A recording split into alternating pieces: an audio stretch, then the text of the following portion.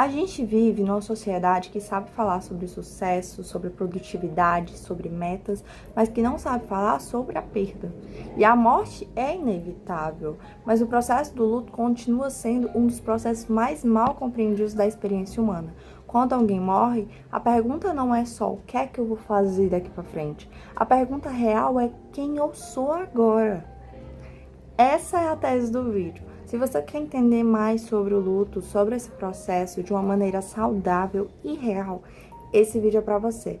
Então pega o seu chazinho, pega o seu café e vamos mergulhar nesse processo que muitas vezes é mal visto, né? Vamos lá. Freud dizia que o processo do luto é como se você tirasse a sua energia emocional de alguém que já se foi. Mas aí tem a problemática dessa fala, porque ela faz o luto parecer um processo muito fácil, um processo muito simples, e a gente sabe que não é. Não é como se a gente estivesse fazendo um investimento e depois a gente resgatasse. A gente entende hoje que o processo do luto não é sobre desapegar da pessoa, não é sobre fingir que aquela pessoa nunca existiu. É sobre a gente entender e reorganizar aquele vínculo que a gente já teve.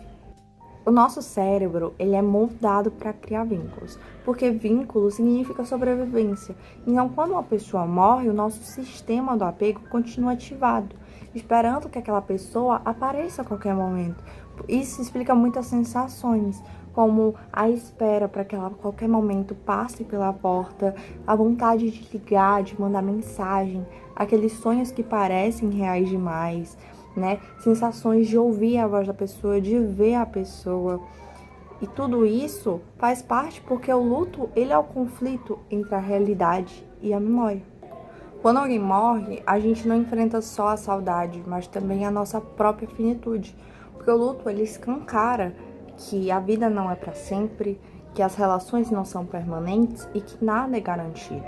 Ou seja, além da perda dolorosa, o luto dói tanto porque ele faz um choque ontológico com a nossa própria realidade.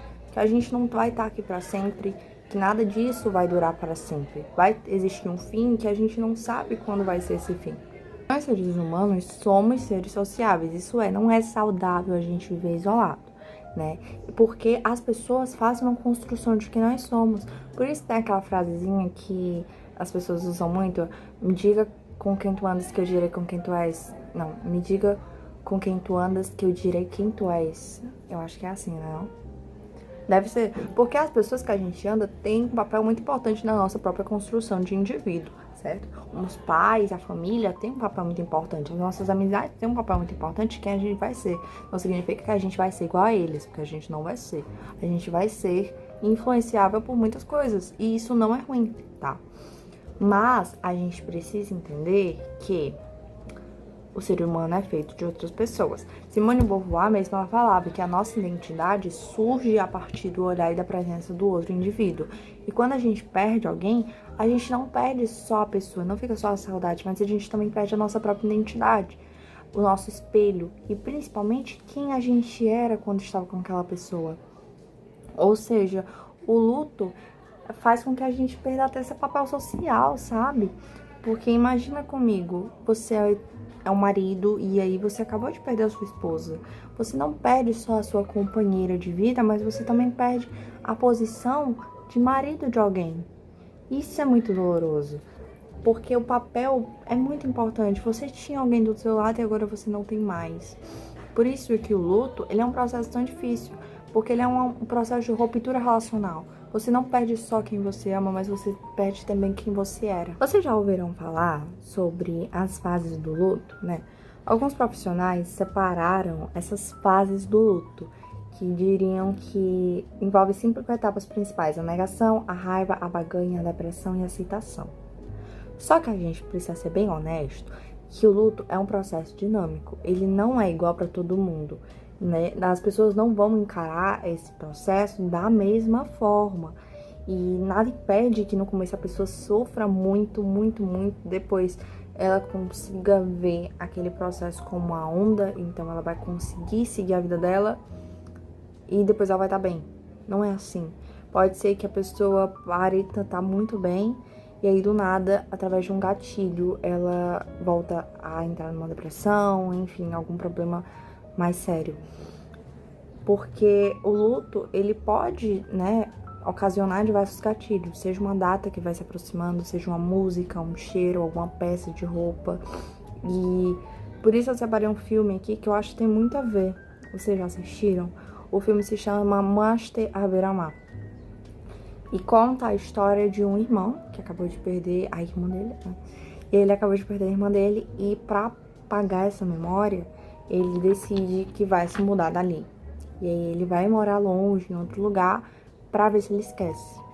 Só que depois ele volta pra cidade e aí ele descobre que ele está ele está com a guarda do filho dela. Ou seja, ele é o responsável legal pelo filho dela, que é o sobrinho dela, o sobrinho dele que já é um adolescente hoje em dia. E aí ele nota que, poxa, eu passei tanto tempo longe pra tentar esquecer ela e eu tinha ele aqui, entendeu? E aí ele tem que enfrentar os gatilhos, porque ele tá no lugar que ela esteve, né? Ele está com o filho dela. E aí ele percebe que o luto não é sobre desapegar, não é sobre esquecer, mas que é sobre a gente tentar ver aquela pessoa como uma memória, que foi uma memória boa, que foi importante, né? Então, nada impede que a memória possa reativar essa dor, tá? Pode ser que depois de muito tempo a pessoa volte a sofrer com aquela perda e que é cruel você cobrar essa pessoa, falar tipo assim, ai, nossa, foi há 3 anos atrás e você ainda tá sofrendo por essa pessoa.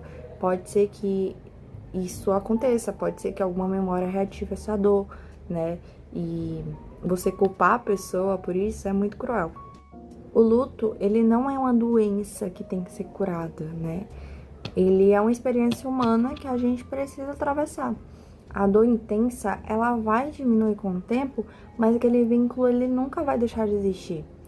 E aí, tem um filme que eu gosto muito, a animação que eu acho extremamente fofa, que é Up Altas Aventuras, que ele fala muito sobre isso. O Cal, né, ele tem uma relação muito intensa com a sua esposa, e aí depois ela acaba falecendo, e aí acaba que ele precisa continuar fazendo a vida, ele continua vivendo, construindo relações com outras pessoas, e aí ele faz o que ele sempre queria, que o casal sempre queria, que era conhecer a América do Sul. E aí ele coloca um monte de balão na casa dele e conhece a América do Sul. E é muito lindo, porque ele fala sobre a gente continuar a nossa vida, mesmo sem a pessoa, mas que a gente nunca vai esquecer aquela pessoa. O luto, ele não é sobre esquecer, né? O luto não é para apagar a pessoa. O luto é para a gente integrar aquela pessoa na nossa vida, só que de uma nova maneira. Na psicologia contemporânea, o luto saudável, ele envolve algumas práticas, né? Para que a gente consiga não parar de sofrer, mas a ver aquela realidade de uma maneira saudável. E o processo começa com a gente aceitar a realidade, né? Aceitar aquela perda. E eu não falo disso de uma maneira intelectual, tipo, ai, tá, perdi a pessoa. Perdi. Ela partiu, ela tinha tal doença, ou aconteceu tal acidente, ou aconteceu tal crime, enfim. A pessoa partiu, mas eu não falo sobre isso, eu falo sobre aceitar emocionalmente, dentro da gente, que aquilo não faz mais parte, né? Que aquela pessoa, aqueles hábitos, aqueles costumes, infelizmente não vão estar mais com a gente. Depois da gente entender, é muito importante a gente processar a dor. Ou seja, a gente precisa sentir, a gente pode chorar. Chorar não é um sinal de fraqueza. A gente tem que nomear o que a gente está sentindo, né? E nesse processo, muita gente usa símbolos, seja cartinhas escritas para entregar num caixão, hábitos que a pessoa gostaria que a gente tivesse. Então, eu costumava caminhar com essa pessoa pela manhã, e aí eu continuo esses hábitos para lembrar dela, hábitos que me faziam bem. Usar roupas que a pessoa achava legal, ou que a pessoa costumava usar, e aí eu sinto o cheiro dessas roupas, eu vejo essas roupas. Esse momento é muito íntimo com você e aquela pessoa. Algumas famílias costumam construir templinhos, né? Eu não sei como é a palavra correta, mas coloca as fotografias, coloca as comidas que a pessoa gostava, enfim, cada pessoa tem o seu processo. E depois a gente precisa ajustar nossa rotina sem aquela pessoa. Ou seja, criar uma nova rotina, fazer novos hábitos, inclusive hábitos saudáveis, ou seja, mesmo difícil, mas tenta continuar mantendo esporte, exercícios físicos, se alimentando bem, tendo seu momento de lazer, conhecendo novas pessoas, certo? Porque eu garanto que a pessoa que você ama não gostaria de ver você mal, de jeito nenhum. Acredito que o que ela mais gostaria era de ver você bem, independente dela estar ali ou não. E a gente precisa relacionar, né, emocionalmente o que foi aquilo. Não é sobre apagar, mas a gente precisa transformar aquela relação externa, que era com outra pessoa, em interna, né? A pessoa, ela deixa de estar ali presencialmente com você, ela deixa de estar naquele mundo, mas ela passa a estar na sua memória. E aí é importante que seja uma memória boa, né? Esse seria o processo, né, de amadurecimento do luto. A gente enfrentar o luto de uma maneira madura e saudável. O luto ele existe porque o amor ele existiu. E sofrer não é um sinal de fraqueza, é um sinal de vínculo. Talvez o luto seja o preço que a gente pague por ter amado demais.